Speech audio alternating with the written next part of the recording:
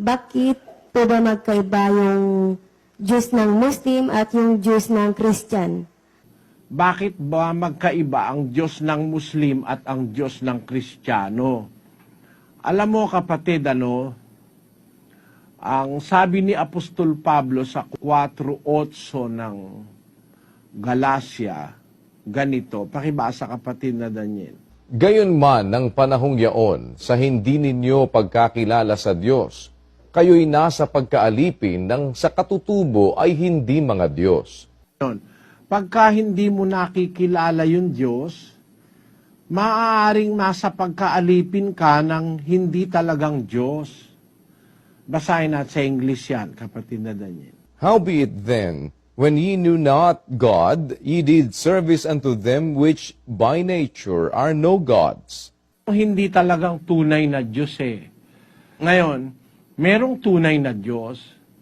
Sa mundo, maraming kinikilalang Diyos ang mga tao, kapatid.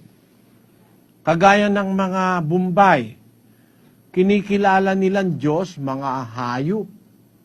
Kagaya ng tawag dito, yung baka. Merong mga Bombay kumikilala sa daga, Diyos nila, daga. Nako, sumasalo pa sila sa daga, tapos yung tira ng daga kinakain nila, tapos lumuluhod sila sa daga. Kasi yun ang kanilang Diyos. May sumasamba sa hayop na mga apat ang paa, kagaya ng mga elepante, mga baka, ganun. Kasi nga maraming mga Diyos na kinikilala ang tao. May kanya-kanyang Diyos na itinuro ang iba't ibang mga ministro, mga mangangaral, mga propeta. Kagaya doon sa China, may mga ibang Diyos sila ron. Kagaya sa Hapon, ang Diyos naman nila si Buddha. Kung natatandaan mo yon, napapag-aralan sa high school yon. Ang Diyos ng mga Buddhist ay Buddha. Isang tao yon, Gautama ang pangalan, Gautama Buddha.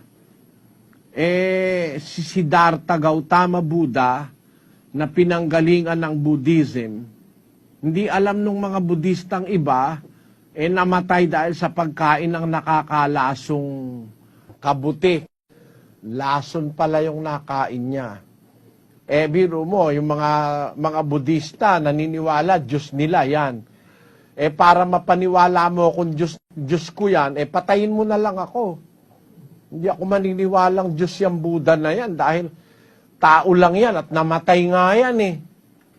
Ngayon, ang amin Diyos may anak, kapatid. Ang anak niya ang Panginoong Hesukristo. Nakasulat sa 3:16 ng Juan. Sapagkat gayon na lamang ang pagsinta ng Diyos sa sanglibutan, na ibinigay niya ang kanyang bugtong na anak, upang ang sino mang sa kanya'y sumampalataya ay huwag mamatay, kundi magkaroon ng buhay na walang hanggan. Ayan, ang kanyang anak ay binigay niya sa lupa dahil sa kanyang pagmamahal para maligtas ang mga tao. Sino ba yung kanyang anak na ibinigay niya sa lupa na para magligtas sa mga tao? Basahin natin yung 16:16 ng Mateo. At sumagot si Simon Pedro at sinabi, Ikaw ang Kristo, ang anak ng Diyos na buhay. Si Kristo yon, yung anak ng Diyos na buhay. Yun ang kanyang anak na ibinigay niya para magligtas ng mga tao. Ngayon, bakit ako naniniwala sa Diyos na itinuturo sa Biblia na pwede siyang magkaroon ng anak? Basahin natin ang katwiran sa 94:9 ng awit.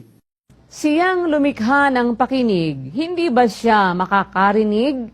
Siyang lumikha ng mata, hindi ba siya makakakita? Ayan ang argumento dyan eh.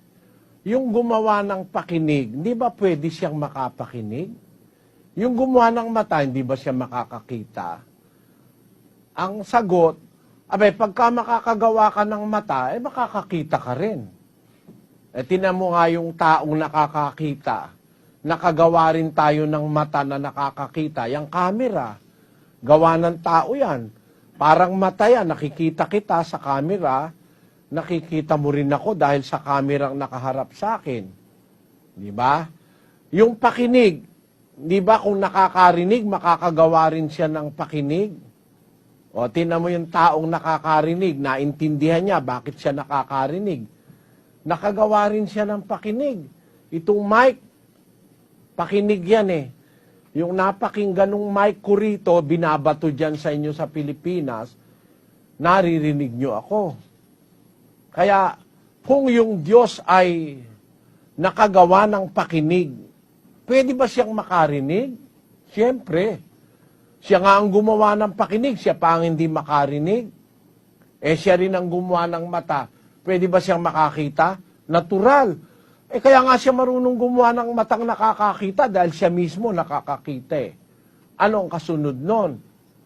Eh kung siyang gumawa ng bahay bata, yung bahay bata ng babae nakakapanganak, siya pa kaya hindi pwedeng manganak? Eh makapangyarihan siya sa lahat. Kaya naniniwala ako, ang Diyos namin may anak.